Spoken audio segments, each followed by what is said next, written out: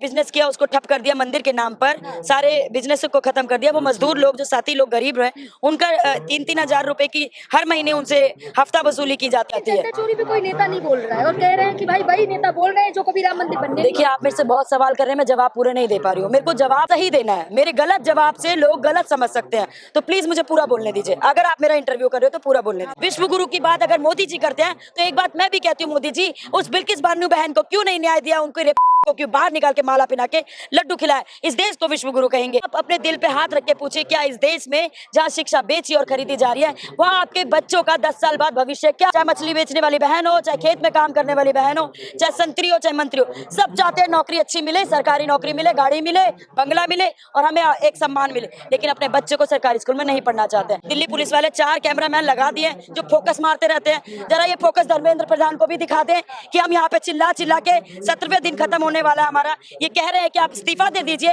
शर्म तो आपको बची नहीं है। अगर धर्मेंद्र प्रधान बेशर्म हो चुके हैं तो मोदी जी क्यों नहीं बर्खास्त करते कि हमारे मंत्री आलम ने इस तरीके की हरकत हुई। इतने पेपर लीक हुए हैं, यहाँ छोटी छोटी बच्चियां आ रही है, 11वीं 12वीं की स्कूल की बच्चियां आ रही है, यहीं पे बैठ के पढ़ रही है, जो कह रहे हैं कि यहाँ पे पढ़ने वाले बच्चे नहीं आ रहे। आकर के देखिए जंतर मंतर पे अपनी फाइलें यही बना रही है, स्कूल की पढ़ाई यही कर रही है, क्योंकि हमारे पास खोने के लिए कुछ नहीं है। उन स्कूलों में साइंस के अध्यापक नहीं है, उनकी बात हम यहाँ कहने आए। तो उन धर्मेंद्र प्रधान के बेटे कहाँ पढ़ने जा रहे हैं, बेटियां कहाँ पढ़ने जा रही है, वो विदेशों में पढ़ने जा रहे हैं। देश के बच्चों को आप बोलने के लिए चुनावी वादों में आके कहते हो कि ये भाइयों और बहनों ये हमारे बच्चे हैं। अरे बच्चे अगर मानते हो तो इतना दोहरा व्यवहार नहीं करते। इस दोहरे व्यवहार को आप तो खत्म नहीं करो, लेकिन हम खत्म करके रहेंगे और आपको ये करना ही पड़ेगा।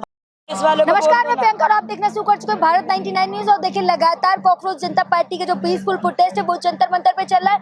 भाई 16 दिन हो चुके हैं इस धरना प्रदर्शन को यहाँ पे विदाउट परमिशन के साथ, और वही लगातार जो दिल्ली पुलिस है वो कह रही भाई आप लोग यहाँ पर बैठे हैं विदाउट परमिशन। क्या लग रहा है मैम, आप लोगों को 16 दिन कंप्लीट हो चुके हैं बिना परमिशन के आप लोग यहाँ पे ये कहना चाहते हैं कि जिस तरीके से यहाँ पे बार बार हमारे नेताओं के द्वारा ये कहा जा रहा है कि हम तो देख लेंगे इनको, हमारे छोटे गुंडे ही देख लेंगे, निपट लेंगे, तो अब मैं उन नेताओं से भी ये कहना चाहूँगी कि आपको शर्म आनी चाहिए। कोई हमारे देश के मंत्री द्वारा ये चीज़ कहा जाए, उस चीज़ से समझना चाहिए कि इस तरीके से उनको नहीं बोलना चाहिए। हम यहाँ पे कोई दहशतगर्द की टीम नहीं है, टुकड़े टुकड़े गैंग है। हम यहाँ नागरिक हैं और स्वतंत्रता के तौर पे हम यहाँ पे ये कह रहे हैं कि हमारे देश के हर एक बच्चे को, हर एक नागरिक को शिक्षा का अधिकार मिलना। सवाल तो ये भी आप लोग यहाँ पर हैं, मोदी जी विदेशी दौरे पर चले गए। देखिए ये तो शर्म की बात उनके लिए भी है, ये हमें मालूम चला था पहले भी जब वो गए थे, और लगातार वो भ्रमण में जा रहे हैं, इधर कभी उधर कभी इधर, लेकिन उनको ये नहीं समझ आ रहा कि अपने देश में दिल्ली राजधानी में क्या हो रहा है। और सिर्फ दिल्ली राजधानी की बात नहीं है, देश के अलग अलग कोने पर इसका आपको देखने को मिलेगा कि यहाँ पे आंदोलन लगातार चल रहा है। और इन सब मामलों से हम सरकार को ये दिखाना चाहते हैं कि हम वो लोग हैं जो समानता की बात कर रहे हैं, शिक्षा में समानता की बात कर रहे हैं। सिर्फ किसी की जागीर नहीं होनी चाहिए शिक्षा, पैसों वालों के लिए शिक्षा बेची और खरीदी नहीं जानी चाहिए, लेकिन हम ये कहना चाहते हैं कि सबका बराबर अधिकार होना चाहिए, चाहे मंत्री हो, चाहे चपरासी का बच्चा, चाहे रिक्शा चालक हो, चाहे किसी भी मंत्री का बच्चा, चाहे अमीर हो, चाहे गरीब हो, चाहे मजदूर हो या मालिक हो, चाहे प्रिंसिपल हो, चाहे सफाई कर्मचारी हो, सभी के बच्चे समान शिक्षा का अधिकार रखें। ऐसी शिक्षा व्यवस्था लागू करनी पड़ेगी सरकार को, जो अलग अलग देशों में भी, हमें बाहर के देशों में भी देखने को मिल रही है। उस तरीके की शिक्षा हमारे देश में होनी चाहिए। लेकिन सवाल तो कई खड़े हो रहे हैं, अब कई सवाल तो मीडिया वाले ये भी कह रहे हैं भाई सोनम वांगचुक हंगर स्ट्राइक पर है, अभिजीत दीप के कचौड़ी ब्रेड खा रहे हैं। देखिए जो भी कहे कुछ, अब हंगर स्ट्राइक पे जो साथी हमारे हैं हम उनका भी समर्थन कर रहे हैं। जिसको आंदोलन खराब करना वो तो ये भी कहेंगे, और लोग भी यहाँ पे आ रहे हैं।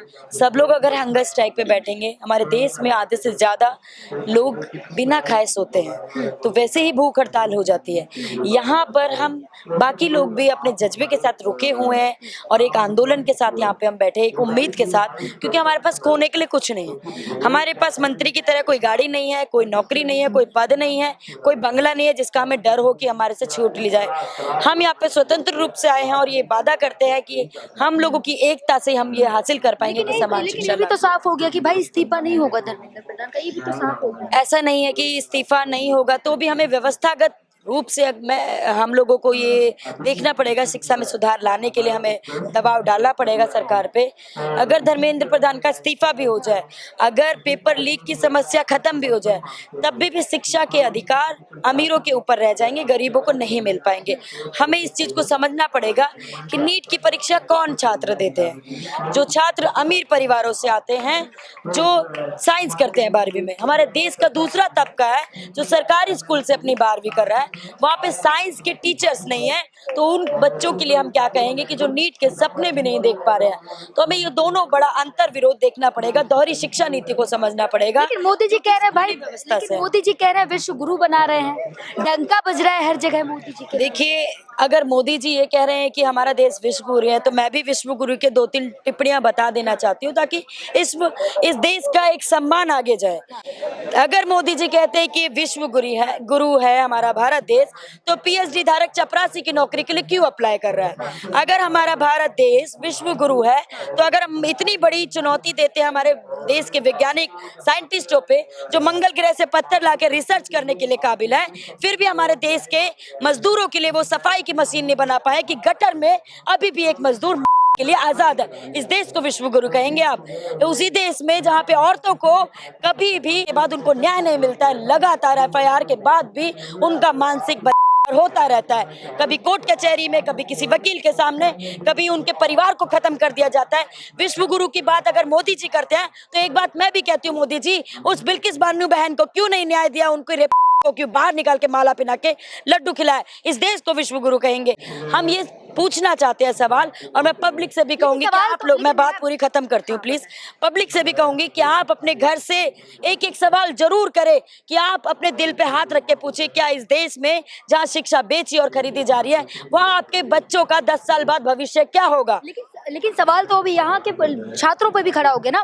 कई लोग कह रहे हैं कि भाई ये वो छात्र बैठे हैं जो घर में कोई काम नहीं करते, पेरेंट्स की बात नहीं मानते, पढ़ते लिखने नहीं है, वो यहाँ पे आके बैठ गए। और जो नीट के क्वालिफिकेशन बताऊं, जो ओरिजिनल छात्र है वो घरों में है। जिस चीज का ये बोल रहे हैं कि यहाँ पर कि आप यहाँ पे पढ़े लिखे छात्र नहीं आ रहे, अरे आप लोगों ने पढ़ाया कितना है छात्रों को? यहाँ पे वही न्याय पसंद लोग आ रहे हैं जो पढ़े लिखे हैं, और यहाँ पे कई लोग पीएचडी धारक हैं, कई लोग एमए है, बीएड है, एमएड है, बीए के छात्र हैं। मैं मोदी जी से एक सवाल करती हूँ, हमारे देश में, भारत देश में 67% ग्रेजुएट स्टूडेंट है जो कि बेरोजगार है। आप किस पढ़ाई की बात कर रहे हैं? आप किन किन बच्चों की बात कर रहे हैं जो नौकरी के लिए अभी तक दर दर की ठोकरें खा रहे हैं? 10-10 हजार, 11-11 हजार की नौकरी के लिए मजबूर हो रहे हैं कॉल सेंटर्स पे। बना रहे हैं ना मोदी जी, किस तरीके से आत्मनिर्भर चाय बनाए, पकौड़े तले, आत्मनिर्भर बने, अपना बिजनेस करें। जिस देश में इतने लोगों ने बिजनेस किया उसको ठप कर दिया मंदिर के नाम पर, सारे बिजनेस को खत्म कर दिया। वो मजदूर लोग, जो साथी लोग गरीब रहे, उनका 3-3 हजार रुपए की हर महीने उनसे हफ्ता वसूली की जाती है, इससे ज्यादा भी की जाती है। चोरी पे कोई नेता नहीं बोल रहा है, और कह रहे हैं कि भाई वही नेता बोल रहे हैं जो कभी राम मंदिर बनने। देखिए, आप मेरे से बहुत सवाल कर रहे हैं, मैं जवाब पूरे नहीं दे पा रही हूँ। मेरे को जवाब सही देना है, मेरे गलत जवाब से लोग गलत समझ सकते हैं, तो प्लीज मुझे पूरा बोलने दीजिए। अगर आप मेरा इंटरव्यू कर रहे हो तो पूरा बोलने दीजिए। जिस बात की मैं बात कह रही थी कि मोदी जी ने कहा कि पढ़ने के लिए बच्चे यहाँ पे पढ़ नहीं रहे हैं, घर पे बैठ के पढ़ने वाले बच्चे घर पे। अरे यहाँ पे सभी छात्र आ रहे हैं, यहाँ पे युवा आ रहे हैं जो पढ़ लिख के 12वीं के बाद भी अपनी पढ़ाई नहीं कर पा रहे हैं, वो भी छात्र यहाँ पे आ रहे हैं। उनके सवाल की भी बात है, उनके रोजगार की भी बात है। अब यहाँ पर अगर मोदी जी से ये सवाल हर जनता करे घर से बैठ के कि हमारे बच्चों का भविष्य क्या है, शिक्षा में जो इतना दोहरापन है उसको खत्म किया जाना चाहिए। यहाँ पे किसी भी तरीके की टीका टिप्पणी करते रहे, उससे कोई मतलब नहीं रखता। हमें मतलब है तो समान शिक्षा से है। कितने भी लोग इस चीज को बोल रहे हैं, हमें समान शिक्षा से मतलब है, चाहे वो मजदूर हो, चाहे वो चपरासी हो, चाहे मछली बेचने वाली बहन हो, चाहे खेत में काम करने वाली बहन हो, चाहे संतरी हो, चाहे मंत्री हो। सब चाहते हैं नौकरी अच्छी मिले, सरकारी नौकरी मिले, गाड़ी मिले, बंगला मिले और हमें एक सम्मान मिले, लेकिन अपने बच्चे को सरकारी स्कूल में नहीं पढ़ना चाहते हैं। इसको भी सुधारने की जरूरत है और बोलने की जरूरत है। लेकिन क्या लग रहा है, राघव चड्ढा उन लोगों से मीटिंग कर रहे हैं जो लगातार सोशल मीडिया पे आके धमकियां दे रहे हैं कि आप लोग बाहर निकल के दिखाएं। देखिए, इस देश में पहली बार धमकियां नहीं मिल रही है, पहले भी क्रांतिकारी लोगों को धमकियां मिलती रही है। हम भगत सिंह को याद करते हैं, राजगुरु को याद करते हैं, सुखदेव को याद करते हैं, उन सभी क्रांतिकारी लोगों को याद करते हैं जिनको आए दिन धमकी दी जाती थी, और उनकी भूख हड़ताल तोड़ने के लिए भी अंग्रेजी शासन ने जेलों में उनको दूध पिलाने की कोशिश की थी, लेकिन वो रुके नहीं थे, वो पीछे नहीं हटे थे। लगातार उन क्रांतिकारी लोगों को दिखाने के लिए पब्लिक ने साथ दिया, और हम ये कहते हैं कि यहाँ पे भी अलग अलग तरीके से पब्लिक यहाँ पे शामिल हो रही है, और हम चाहते हैं कि सभी पब्लिक आए और ये देखें कि किस देश के लोगों की बात हो रही है यहाँ पर। लेकिन क्या लग रहा है, कोई बड़े बड़े क्रिकेटर हो गए या बड़े बड़े एक्टर हो गए, कोई ट्वीट नहीं कर रहा है नीट छात्रों के लिए? आप लोग यहाँ पे 16-17 दिन होने जा रहे हैं, लेकिन अभी तक विराट कोहली हो गए, अमिताभ बच्चन हो गए या फिर आमिर खान हो गए, किसी ने भी एक ट्वीट नहीं किया। देखिए ये दिखाता ये है सारे वो सेलिब्रिटीज हैं जो हर मुद्दे पर ट्वीट करें। देखिए ये दिखाता है अंतर कि किस इसी एक देश में ही, हमारे इस देश में एक दूसरी दुनिया है। हाँ। एक अमीरों की दुनिया और एक गरीबों की दुनिया। जिसको फैसिलिटीज मिल गई हैं, जो आगे बढ़ गए हैं, वो चुनिंदा लोगों की कहानियां तो ले लेते हैं, मूवी में अभिनेता के तौर पे अपने आप को पेश कर देते हैं, लेकिन हकीकत में वो चाहते नहीं है उनके हालात सुधरे। हमारा ये कहना है कि जो इस चीज से पीड़ित है, परेशान है, वो खुद से आए। हमारे को कोई बना बनाया पका पकाया खाना नहीं देगा। इस देश में अगर महिलाओं को वोट का अधिकार मिला है, वो भी महिलाओं ने लड़कर जीता है। भारत देश में नहीं, अंतर्राष्ट्रीय स्तर पे बड़ा आंदोलन हुआ था जिसमें क्लारा जेटकिन ने 8 घंटे के काम का अधिकार भी हासिल किया था। महिला नेताओं से बात करके, सारे आंदोलनों को एकजुट करके अंतर्राष्ट्रीय स्तर पे लड़ाई हुई थी। तब 8 मार्च अंतर्राष्ट्रीय महिला दिवस की घोषणा भी की थी। उन महिलाओं को भी आज उनके आंदोलन और उनके जज्बे को याद करके हमें सीखने की जरूरत है। और ये बात कहना चाहूंगी, जो नहीं कर रहे वो हमारे साथ नहीं है। आपको तय करना है आप किसके साथ हैं और कौन आपकी बात और कौन आपकी आवाज बन रहा है, उसके लिए आपको तय लास्ट में करना पूछूंगी, क्या कहना चाहेंगी आप? मैं यही कहना चाहूंगी, धर्मेंद्र प्रधान जी थोड़ी सी तो शर्म कर लीजिए। आपके बच्चे तो सरकारी स्कूल में नहीं पढ़ते हैं। आपने ऐसे ऐसे दिल्ली पुलिस वाले 4 कैमरामैन लगा दिए जो फोकस मारते रहते हैं। जरा ये फोकस धर्मेंद्र प्रधान को भी दिखा दें कि हम यहाँ पे चिल्ला चिल्ला के 17वें दिन खत्म होने वाला है हमारा, ये कह रहे हैं कि आप इस्तीफा दे दीजिए। शर्म तो आपको बची नहीं है। अगर धर्मेंद्र प्रधान बेशरम हो चुके हैं तो मोदी जी क्यों नहीं बर्खास्त करते कि हमारे मंत्री आलम ने इस तरीके की हरकत हुई है। इतने पेपर लीक हुए हैं, यहाँ छोटी छोटी बच्चियां आ रही है, 11वीं 12वीं की स्कूल की बच्ची आ रही है, यहीं पे बैठ के पढ़ रही है। जो कह रहे हैं कि यहाँ पे पढ़ने वाले बच्चे नहीं आ रहे, आकर के देखिए जंतर मंतर पे, अपनी फाइलें यहीं बना रही है, स्कूल की पढ़ाई यहीं कर रही है, क्योंकि हमारे पास खोने के लिए कुछ नहीं। उन स्कूलों में साइंस के अध्यापक नहीं है, उनकी बात हम यहाँ कहने आए हैं। तो उन धर्मेंद्र प्रधान के बेटे कहाँ पढ़ने जा रहे हैं, बेटियां कहाँ पढ़ने जा रही है, वो विदेशों में पढ़ने जा रहे हैं। देश के बच्चों को आप बोलने के लिए चुनावी वादों में आके कहते हो कि ये भाइयों और बहनों ये हमारे बच्चे हैं। अरे बच्चे अगर मानते हो तो इतना दोहरा व्यवहार नहीं करते।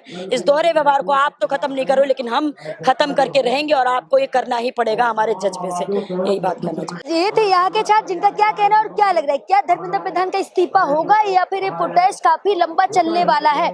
लगातार ऐसी अपडेट के लिए देखते रहिए भारत 99 न्यूज। चैनल को लाइक करें, सब्सक्राइब करें, वीडियो को ज्यादा से ज्यादा शेयर करें।